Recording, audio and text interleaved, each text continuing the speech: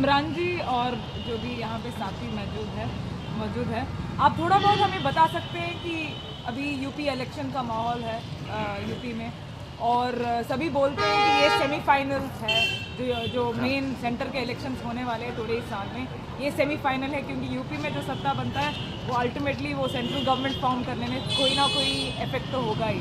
तो इस माहौल में आप लोग किसको सपोर्ट कर रहे हैं और क्यों कर रहे हैं? बेसिकली हम लोग ज़्यादातर माइनॉरिटीज़ अभी तक पहले कांग्रेस के फेवर में रहा। विगत इतने 50-60 सालों में कांग्रेस ने मुसलमानों के साथ धोखा किया। उनको देखने के बाद फिर यहाँ का अल्पसंख्यक समाज समाजवादी पार्टी की तरफ थोड़ा रुखा। यहाँ हमको सुरक्षा मिलेगी, रोज़गार मिलेगा नौजवानों को, और मुसलमानों के लीडर के रूप में माननीय मुलायम सिंह सामने आए। लेकिन इन्होंने अपने पूरे कार्यकाल में एंटी मुस्लिम काम किया।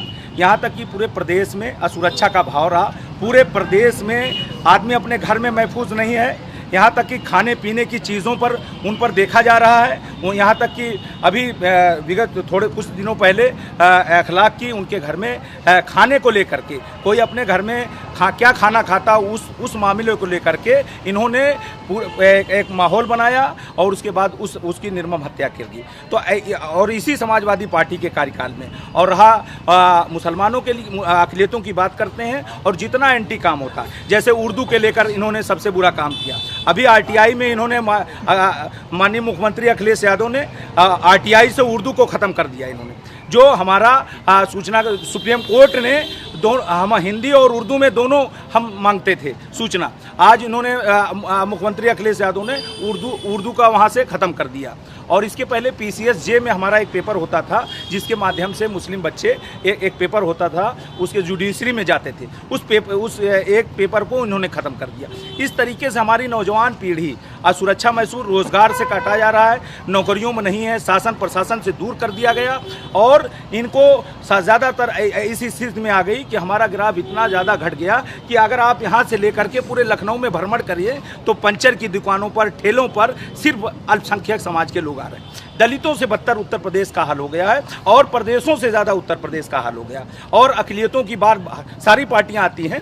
इसलिए अभी तक बहुजन समाज पार्टी की तरफ आपकी पूरे उत्तर प्रदेश के लोगों का, ये अल्पसंख्यकों का मामला है कि एक बार बहुजन समाज पार्टी को पूरी भरपूर ताकत दे करके देखा जाए ये अक़लियतों के साथ क्या किया। सबके साथ किया, सबके साथ पूरा साथ दिया। अभी तक बहुजन समाज पार्टी के साथ मुसलमान खुल के नहीं आया। ये पहला चुनाव ऐसा है जिसमें अल्पसंख्यक पूरी ताकत से बहुजन समाज पार्टी के साथ आ गया। तमाम उलमा हजरात हमारे उनके बयानात आए, जगह जगह मदरसों में काम हो रहे हैं। हम लोगों ने तमाम बुकें, किताबें छपवा दी हैं। इनके कारनामे 50-60 साल के कांग्रेस के कारनामे, समाजवादी पार्टी के कारनामे, सारा पूरा डाटा लोगों तक पहुंचाया। चूँकि मुसलमान पढ़ा लिखा अल्पसंख्यक समाज यहाँ बहुत शिक्षा का अभाव होने के नाते वो अपनी लड़ाई अपने दुश्मन को नहीं पहचान पा रहा है। चूँकि नौजवान पीढ़ी पढ़ी लिखी थोड़ा ग्राफ बढ़ा है, इसलिए वो हमारे साथ क्या अत्याचार हो रहा है उसको हम अब देख रहे हैं। हमारे साथ क्या जुल्म हो रहा है, वो पढ़ाई से लेकर अभी PCS एक जाति विशेष की पार्टी हो गई। समाजवादी पार्टी अभी 86 SDM के वो अभी सिलेक्शन हुए जिसमें 56 यादव को सेलेक्ट किया गया। 56 यादव सेलेक्ट किया गया। मुख्यमंत्री आवास में, कैबिनेट में जितने कर्मचारी हैं सब यादव हैं। कहीं मुसलमानों का कहीं नुमाइंदगी नहीं है। इसलिए असुरक्षा का सबसे ज़्यादा यहाँ लॉ एंड ऑर्डर एकदम ध्वस्त हो चुका है। आदमी राह चलना मुश्किल हो गया है। ज़मीनें कब्जा की जा रही हैं। घरों में कोई किराएदार आ रहा है तो खाली नहीं किया रहा। इनके गंडे कोई मुकदमा लिखा नहीं जा रहा है। यहाँ पर आम जनता भी पीड़ित है, खासतौर से अल्पसंख्यक तो बहुत ही पीड़ित है। इसलिए इस सरकार को इस बार हमेशा के लिए भूल करके एक बार यहाँ के अल्पसंख्यकों को, खासतौर से मेरा अपना निजी मामला है, मैं जितनी ताकत लगा रहा हूँ समाजवादी पार्टी को इस प्रदेश से भगा, एक बार बहुजन समाज पार्टी के साथ हम लोग पूरा इस बार सपोर्ट कर रहे हैं। जैसा कि कल हम लोग ठाकुरगंज गए थे, बरोरा एक जगह पड़ती है, मुस्लिम बाहुल क्षेत्र है वो, तो वहाँ के लोगों से बात हुई, काफ़ी ज़मीनी रूप से लोग जुड़े हुए थे। वहाँ के लोग बता रहे थे कि हम सपा का समर्थन करते हैं। तो क्या आप इसके बारे में कुछ कहना चाहेंगे?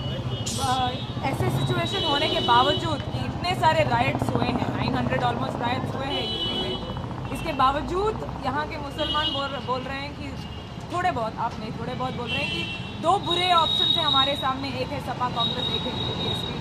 हम ये दो ऑप्शन से सपा कांग्रेस को चुनेंगे क्योंकि ये कम्युनल फोर्सेस को बाहर डालेंगे और बोल रहे हैं कि ये बेहतर ऑप्शन है। इसके बारे में आप क्या बोल रहे हैं? हाँ, इसके बारे में हम बताएंगे। दरअसल ऐसा है ना कि जब उत्तर प्रदेश में समाजवादी पार्टी की सरकार बनती है तब दिल्ली में भारतीय जनता पार्टी की सरकार बनती है। जब बहुजन समाज पार्टी की सरकार उत्तर प्रदेश में होती है, बहन मायावती जी मुख्यमंत्री उत्तर प्रदेश में होती हैं, तो देश के अंदर जो है भारतीय जनता पार्टी कमज़ोर होती है। उसका जो है उसके कोई बड़े से बड़ा नेता सांप्रदायिक भाषण नहीं देता है। जैसे पीलीभीत के अंदर अरुण, वो जो मेनका गांधी के जो बेटे हैं वरुण गांधी ने अल्पसंख्यक के खिलाफ उन्होंने अपशब्दों का प्रयोग किया। बहन मायावती जी की उत्तर प्रदेश में सरकार थी, उन्होंने तत्काल उनको जो है जेल में डालने का काम किया। इसलिए जब बहन मायावती जी की उत्तर प्रदेश में सरकार होती है तो लोगों को भय रहता है कि किसी जाति विशेष के लोगों के बारे में कोई अपशब्द, खास करके भारतीय जनता पार्टी के नेता तो बिल्कुल नहीं बोलते हैं। वो सब अपने अपने बिलों में घुस जाते हैं कि उत्तर प्रदेश में किसी पार्टी की सरकार है तो वो बहन जी की सरकार है, और किसी जाति विशेष के बारे में अगर हम गलत बोलेंगे तो जेल की सलाखों के पीछे जाना होगा। और इतना बड़ा मुद्दा देश लेवल का मुद्दा बहन मायावती जी की सरकार में आया, जो अयोध्या का मसला था, और पूरे देश में सारे प्रांत बंद। बिहार में कर्फ्यू, महाराष्ट्र में कर्फ्यू, तमिलनाडु में कर्फ्यू, और जो है झारखंड में कर्फ्यू, सारे प्रदेशों में कर्फ्यू। और जिस प्रदेश का मसला था उस प्रदेश में, यानी कि उत्तर प्रदेश का मसला था, लखनऊ में इलाहाबाद की बेंच में वो फैसला आना था, लेकिन उत्तर प्रदेश में कोई मुख्यमंत्री और नहीं था, बहन मायावती जी मुख्यमंत्री थी। इसलिए यहाँ पर कर्फ्यू नहीं था। 4 साल का बच्चा अब स्कूल गया और सकुशल अपने घर आया, और लोगों ने बड़े कयास लगा रखे थे कि जो है दंगा होगा, फसाद होगा, लेकिन कुछ भी नहीं हुआ। और बहन जी ने कोई स्टेटमेंट ऐसा नहीं दिया जिससे जो है कोई आदमी को कुछ लगे। इसलिए जो है उत्तर प्रदेश में ज़रूरत है इस समय कि हमें ये चुनाव उत्तर प्रदेश का नहीं हो रहा है, ये चुनाव हो रहा है देश का। देश में भारतीय जनता पार्टी को 2.5 साल बाद मुझे रोकना है। अगर उत्तर प्रदेश के लोग बहुजन समाज पार्टी की सरकार बनाते हैं तो देश के अंदर से भारतीय जनता पार्टी साफ हो जाएगी।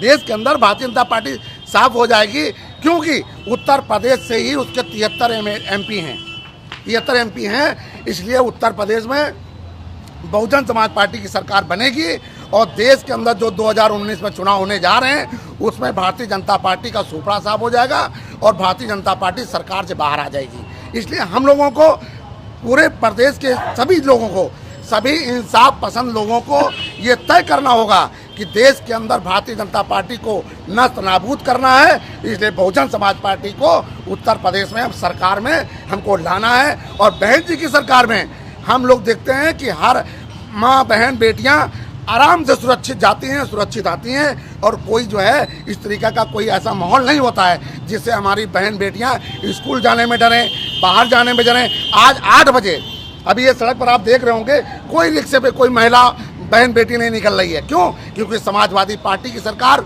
उत्तर प्रदेश गुंडे बदमाश लुच्चे लफंगों की सरकार है। इसलिए कोई भी आदमी अपनी बहन बेटी को ट्यूशन नहीं भेज रहे हैं, अकेले स्कूल नहीं भेज रहे हैं। ये क्या कारण है कि उत्तर प्रदेश में जब बहन जी की सरकार होती है तो हम चैन से रहते हैं। आज हम सवेरे जाते हैं अपने प्लाट को देखने, अपने मकान को देखने कि कोई गुंडा बदमाश हमारे प्लाट पर कब्जा तो नहीं कर लिया है, किसी मकान पर कोई कब्जा तो नहीं कर लिया है। इसलिए उत्तर प्रदेश में हम लोगों ने तय किया है, गरीब लोगों ने तय किया है कि उत्तर प्रदेश में समाजवादी पार्टी की सरकार को हटाना है और बहन जी को उत्तर प्रदेश का मुख्यमंत्री बनाना है, ताकि हमारे लिए सबसे बड़ी समस्या है लॉ एंड ऑर्डर, कानून व्यवस्था।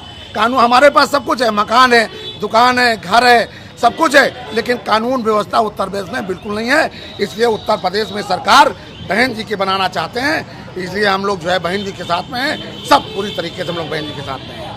कांग्रेस और सपा की गठबंधन के बारे में क्या बोलना चाहिए? कांग्रेस पार्टी का उत्तर प्रदेश में कुछ नहीं है। कांग्रेस पार्टी खत्म पार्टी है। इस देश के अंदर जो भी पार्टी मुस्लिम समाज के साथ, दलित समाज के साथ, पिछड़े वर्ग के साथ और जो है सवर्णों के साथ, यानी कि सभी धर्म जाति के लोगों के साथ में जो पार्टी दादागिरी करेगी, उस दादागिरी करने वाली पार्टी को उत्तर प्रदेश में उत्तर प्रदेश से साफ कर दिया जाएगा। ये कांग्रेस पार्टी भी कभी जब 20 साल 30 साल शासन कर रही थी तो दादागिरी कर रही थी, और वैसे ही ये भारतीय जनता पार्टी भी दादागिरी कर रही है। दादागिरी करने वाली पार्टी उत्तर प्रदेश में साफ हो जाएगी। इसलिए उत्तर प्रदेश में कांग्रेस पार्टी का कुछ है नहीं, समाजवादी पार्टी का सब खत्म हो गया है। वो भी बेचारे मारे मारे घूम रहे हैं, मारे मारे कांग्रेस पार्टी का भी नेता मारे मारे घूम रहा, समाजवादी पार्टी का भी नेता मारे मारे घूम रहा। उन लोगों के पास उसका कोई जन समर्थन प्राप्त नहीं हो रहा है। उनके घर में उनके चाचा हैं, उनके लोग हैं जो गलत फहमी के शिकार हैं, तमाम तरीके की गलत अल्फाजों का प्रयोग किया उत्तर प्रदेश में। और 2 साल लगभग 2 महीना 3 महीना लगभग इन लोगों ने अपने घर में एक ड्रामा किया, और वो ड्रामा जब सामने जनता के सामने आया तो इन लोगों ने कहा कि अब सरकार नहीं बनेगी। ये लोग दोनों, कांग्रेस पार्टी का भी उत्तर प्रदेश में कुछ नहीं है, समाजवादी पार्टी का भी कुछ नहीं है। ठीक है। और भी हम मुसलमान कार्यकर्ताओं से 2-3 दिन से मिल रहे हैं जो बोल रहे हैं कि अगर बसपा और MIM की गठबंधन होता तो शायद ज़रूर BSP जीतता। नहीं, हमारे पास जो है वो वोट है, दूसरी पार्टियों के पास वोट नहीं है। हमारे पास बहुत वोट है। हमारे पास में हमारे अल्पसंख्यक भाई हमारे साथ, हमारे पास सभी जात धर्म के लोग हैं। ब्राह्मण समाज के लोग भी बसपा को वोट दे रहे हैं, क्षत्रिय समाज के लोग भी बसपा को वोट दे रहे हैं। और BSP ने जो टिकट दिए हैं वो इतने पर्याप्त मात्रा में दिए हैं कि सभी जात धर्म के लोगों का बराबर प्रतिनिधित्व BSP में मिला है। MIM के बारे में क्या बोलना है? MIM के बारे में हम बता रहे हैं। MIM के बारे में हम ये बोलना चाहेंगे कि MIM बहुत अच्छी पार्टी है, खास करके अल्पसंख्यकों के लिए, लेकिन अभी उसका पहला चुनाव है, उसका कोई संगठन नहीं था। अगर हम लोग MIM के साथ जुड़ जाएंगे तो हमारा वोट बिखर जाएगा, तो इससे BJP के सत्ता में आने के चांस बन सकते हैं।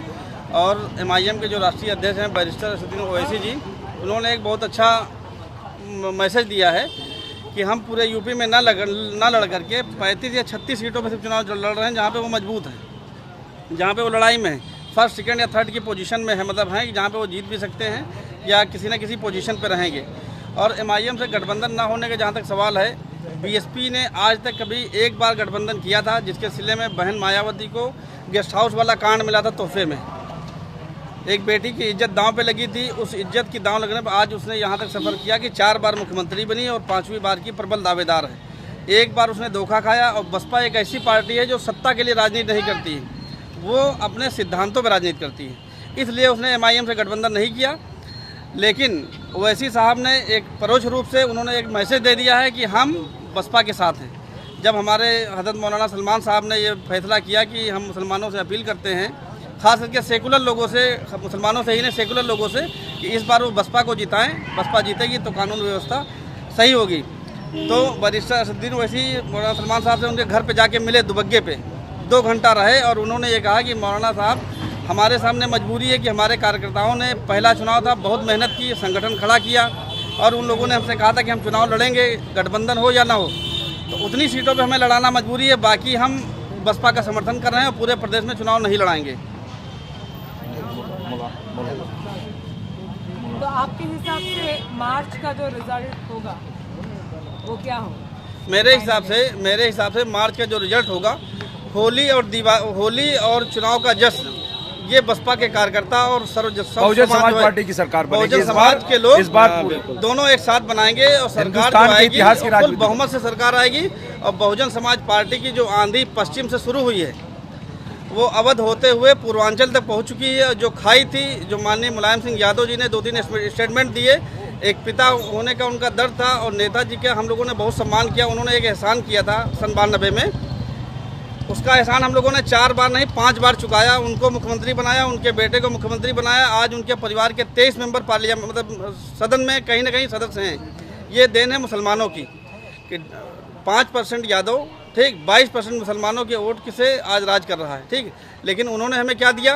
दादरी दिया, मुजफ्फरनगर दिया, सहारनपुर दिया, फैजाबाद दिया, जियाउल हक का हत्याकांड दिया, तंजील अहमद की हत्या हुई, मुख्तार अहमद इंस्पेक्टर की हत्या हुई, ये सब हमें मिला है। और उसके बाद में जब एक DGP मुस्लिम बनाया जाता है जावेद अहमद, या सचिव बनाए जाते हैं जावेद उस्मानी साहब, तो माननीय अखिलेश यादव जी 15 दिन तक अपने पिता से बात नहीं करते हैं। क्या आप ये कह सकते हैं कि एक पिता अपने बेटे के बारे में, जिसने खून पसीने से सींची हुई पार्टी को उनके हाथों पे जाते हुए देखा, ज़बरदस्ती छीन लिया उन्होंने, और मुख्यमंत्री बनाया, अपने भाई का विरोध करके, जिस भाई ने अपनी पूरी ज़िंदगी भाई के लिए जान पे लगा दी, उस बेटे ने उनसे राष्ट्रीय अध्यक्षी छीन ली, साइकिल छीन ली, और उसके बाद में जिस कौम ने उनको ऊंचाइयों तक पहुंचाया था, उस कौम पे सबसे ज़्यादा जुल्म किया अखिलेश यादव जी ने।